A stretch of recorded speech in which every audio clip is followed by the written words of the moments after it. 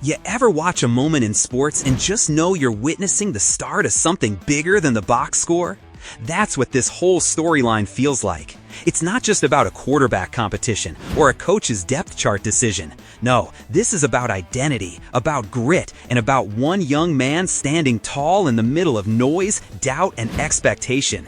His name is Sanders, and if you've been paying attention, you can feel it. He's not just waiting for his chance, he's preparing to change the story.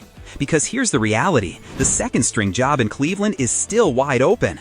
Reporters ask him straight to his face, "Are you still competing for that number 2 role?" And Sanders, he doesn't flinch, he doesn't get defensive, he just smiles and says, "Whenever it's time for me to get out there and play, I'ma play." Adversity knocks you down, but the main thing is you push through it. I'm playing for more than just me. That wasn't just an answer, that was a mission statement. And before I dive all the way in, let me tell you this, I've got something special lined up for my viewers. I'm giving away an official jersey to one of you, completely free. All you've got to do is drop a comment below and make sure you're subscribed. That's it. I'll be pulling a winner from the comments and subscribers right before the first regular season kickoff. So if you've ever thought about joining this community, now's the time. Hit that subscribe button, leave your take in the comments, and you might just be repping a brand new jersey when the season begins. Kevin Stefanski laid it out for everyone. Joe starts, Dylan gets the next crack, and Sanders is sitting at number 3. And you'd think that kind of announcement might rattle a young quarterback. You'd think it might break his confidence. But Sanders, he's built different. He doesn't waste energy on titles or labels. He doesn't live in the world of what people call him today. His focus is on the moment when the lights are at their brightest. And when that moment comes, he's already told us what's going to happen. He'll shine brighter than anyone else on that field. That's confidence you can't manufacture. That's fire that can't be faked. He's not worried about how many practice reps he gets. He's not counting snaps. He's not pacing at night replaying his coach's words. His belief is unshakable. When the real games matter, when the crowd is roaring and the pressure feels like it's crushing down, that's when he'll step up and show the world exactly who he is. And here's the part that really separates him. This isn't just about Sanders. He made it clear. I'm playing for a lot more than just me. He's carrying more than his own name. He's carrying his family, his supporters, his city, and everyone who's ever believed in him. That's a different kind of motivation. That's not ego. That's responsibility. And that's what keeps him moving forward no matter the setbacks. Look back at his journey. High school, college, now the pros, it's always been the same. He doesn't complain about pain. He doesn't make excuses. He pushes through. Even when his body wasn't at its best, he found a way to execute. That's what defines him. That's why he's here. And lately, you can see the growth in him. He talks about patience now, gratitude. He calls it a blessing just to step onto the field, to practice, to compete at this level. That perspective, it makes him dangerous. Because when you combine raw talent with patience and humility, you don't just get a player, you get a force of nature waiting for the right moment to break loose. We saw flashes of that force in his most recent training session. Early on, he was shaking off the rust, feeling out the rhythm after his injury. But then it happened, that throw. A single play that silenced every doubt, every question. Poise, accuracy, timing. It wasn't just a touchdown pass, it was a statement. A reminder of why his name carries weight. A reminder of why teammates trust him. A reminder of why coaches are watching closely and why critics are starting to get nervous. Because that throw, it wasn't luck. It wasn't just practice. It was proof of preparation. Proof that Sanders isn't just showing up, he's building something bigger. The kind of pass that makes teammates nod, coaches take notes, and skeptics start second-guessing their own words. And when Gabriel made his comments, Sanders could have snapped back. He could have stirred the pot. But instead, he stayed calm, grounded. He said he doesn't dwell on it because God gave him the strength to rise above that noise. And maybe on the surface, it looked like he brushed it off. But if you were really watching, if you studied his body language, you saw it. He knew exactly what those words meant. He just chose to turn them into fuel. Quiet fire. The kind that doesn't burn out when the headlines fade. The kind that keeps you locked in, day after day until your moment arrives. That's the difference. Some players hear the chatter and crumble. Sanders hears it and builds. He stacks every word, every doubt, and every setback into the foundation of his next performance.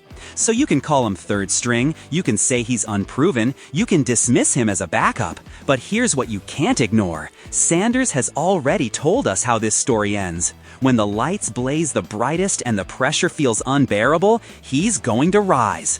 And when that moment comes, there won't be any debate left. Everyone, coaches, teammates, fans, critics, they'll all see what he's been saying all along.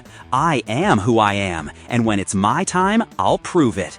You ever notice how some athletes just seem to carry a different kind of weight?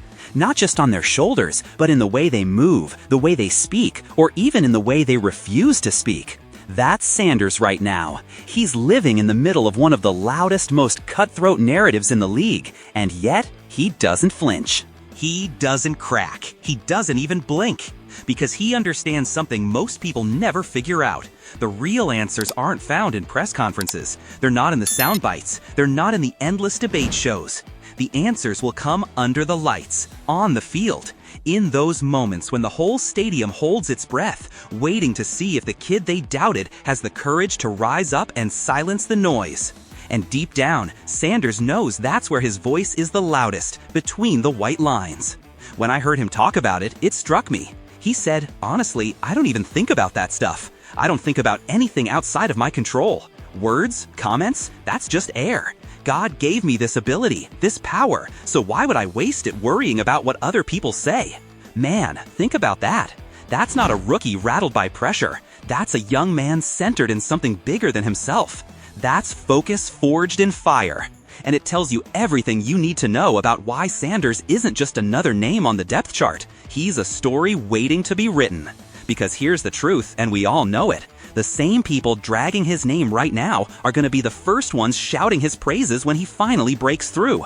That's the game. That's the business. When you're down, they bury you. But when you rise, they scramble to pretend they believed in you all along. And right now, one man in particular has planted his flag on the wrong side of history. Colin Cowherd.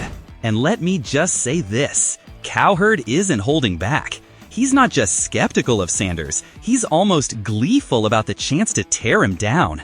He's already crowned Stefanski's move, elevating Gabriel to QB2 while pushing Sanders down to third string as the smart, safe decision. He frames it like it's evidence of Stefanski's genius, one of the top coaches making a cold, calculated call. But listen closely to his tone. It's not just analysis, it's dismissal. It's almost as if he wants Sanders to fail. And that's not enough for Cowherd. No, he keeps twisting the knife. He points out how half the league needed quarterbacks, how a dozen teams were desperate for backups. None of them chose Sanders. Then he hammers the draft narrative. Gabriel in the third, Sanders in the fifth. The league has spoken, he says, as if draft night is the final word on anyone's career. And then the kicker. He suggests the only reason Sanders even ended up in Cleveland was because Jimmy Haslam pushed for it. In Cowherd's telling, Sanders isn't a competitor, he's a charity case. That's the noise swirling around Sanders right now, and for most players, it would be suffocating. For most players, it would eat at their confidence, gnaw at their preparation, and slowly erode their focus. But not here, not this time, because Sanders refuses to let the outside world write his story. He lets his game speak. And if you've been paying attention at practice, you've seen it. Even coming back from injury, Sanders wasted no time reminding everyone what he's capable of. A laser touchdown pass, threaded between defenders with the kind of precision that makes you sit up and say, wait a second, this kid is different. Poise in the pocket, confidence in his reads, and that look in his eyes, the one that says, I don't care what you think, watch me. That's how Sanders fights back. Not with words, not with social media posts, with throws, with execution, with moments that can't be spun by talk shows or dismissed by critics. And let's not gloss over his maturity. Because in a league where emotions run high and egos run wild, Sanders stands out for how grounded he is. He doesn't lash out, he doesn't take cheap shots back at Gabriel, at teammates, or even at the media. He leans on faith, on discipline, and on the belief that noise is part of the process. That's wisdom beyond his years. That's leadership before the title of starter is ever handed to him. So when Cowherd calls him a fifth rounder like that's a scarlet letter, Sanders shrugs it off. He knows draft position doesn't determine destiny. He knows history is littered with late-round picks and overlooked players who turned into legends. And he's not trying to win the argument today, he's building for tomorrow. Because success in this league isn't about where you were drafted. It isn't about how quickly people recognize your name. It's about how well you prepare when nobody's watching, how much you endure when everything feels stacked against you, and how fiercely you perform when the chance finally comes. And here's what I see in Sanders, a player who embodies perseverance, preparation, and performance. He's living proof that resilience matters more than ranking, that faith matters more than criticism, that focus matters more than noise. Mark my words, the moment is coming. The day will arrive when Sanders isn't just a backup, isn't just a question mark on the depth chart. And when it does, his play will speak louder than every critic combined. The journey ahead won't be easy. It's filled with challenges, setbacks, and obstacles meant to break weaker men. But Sanders has already shown he's built for it. His patience is paying dividends, his discipline is setting the foundation, and his fire, that quiet, steady fire, is what will carry him through. So now I'll ask you, because I want to hear it. Do you believe Sanders' patience is going to pay off?